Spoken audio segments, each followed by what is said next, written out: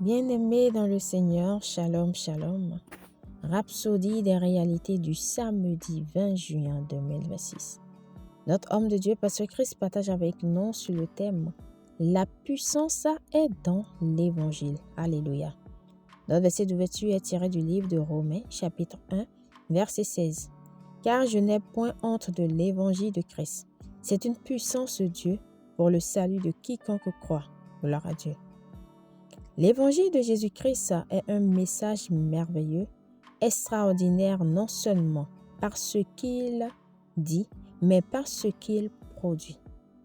La Bible déclare qu'il est la puissance de Dieu pour le salut de quiconque croit. Cela signifie que la puissance salvatrice de Dieu est contenue dans le message de l'Évangile. Il y a une puissance de miracle à l'œuvre dans l'Évangile, de telle sorte que lorsqu'il est proclamé et cru, une transformation s'opère en celui qui entend et le reçoit. La personne sait en elle-même que quelque chose a changé. C'est la puissance de Dieu à l'œuvre à travers le message. Ce qui rend cela si remarquable, c'est que la puissance se trouve dans l'annonce elle-même. Une personne proclame le message, une autre l'entend, y croit et instantanément, la puissance de Dieu est activée dans la vie de cette personne, produisant le salut.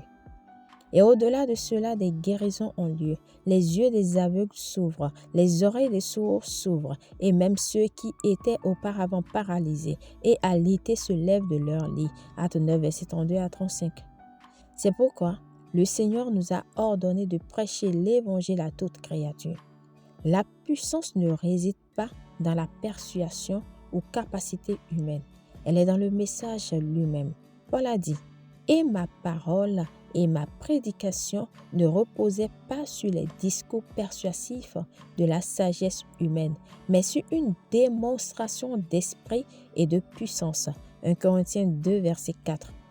Le message peut être simple, mais il est soutenu par toute l'autorité du ciel. Gloire à Dieu. Alléluia. Lorsque vous comprenez cela vous donne de l'assurance. Vous savez que chaque fois que vous partagez l'Évangile, il produira des résultats.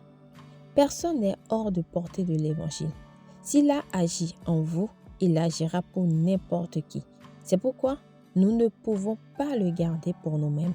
L'Évangile doit être annoncé partout, car partout où il est proclamé et cru, la puissance de Dieu se manifeste. Oh, béni soit Dieu. Alléluia. Priez.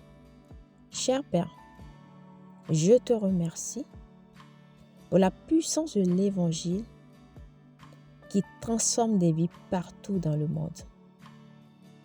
Je suis audacieux et sans honte pour proclamer ce message partout, sachant que ta puissance est à l'œuvre en chacun de ceux qui entendent et croient, et qui sont ainsi transportés de la mort à la vie, du péché à la justice et de la puissance de Satan à Dieu.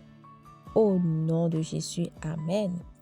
Pour une étude approfondie, nous lisons Marc 16, verset 15 à 16, 1 Corinthiens 1, verset 18, Actes 26, verset 16 à 18.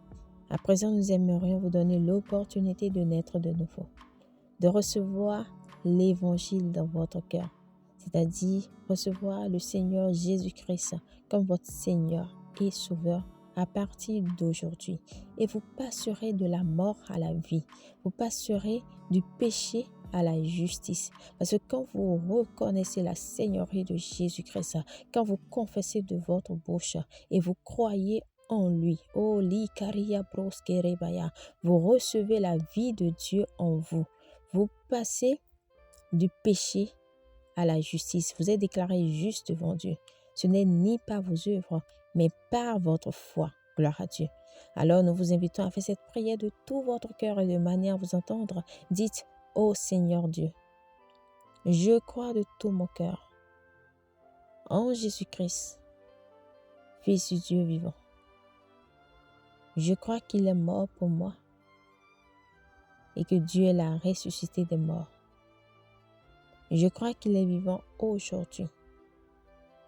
Je confesse de ma bouche que Jésus-Christ est le Seigneur de ma vie, à partir d'aujourd'hui, par lui et en son nom, j'ai la vie éternelle. Je suis né de nouveau. Merci Seigneur d'avoir sauvé mon âme. Je suis désormais un enfant de Dieu. Alléluia. Félicitations si vous avez fait cette prière. Vous êtes désormais un enfant de Dieu.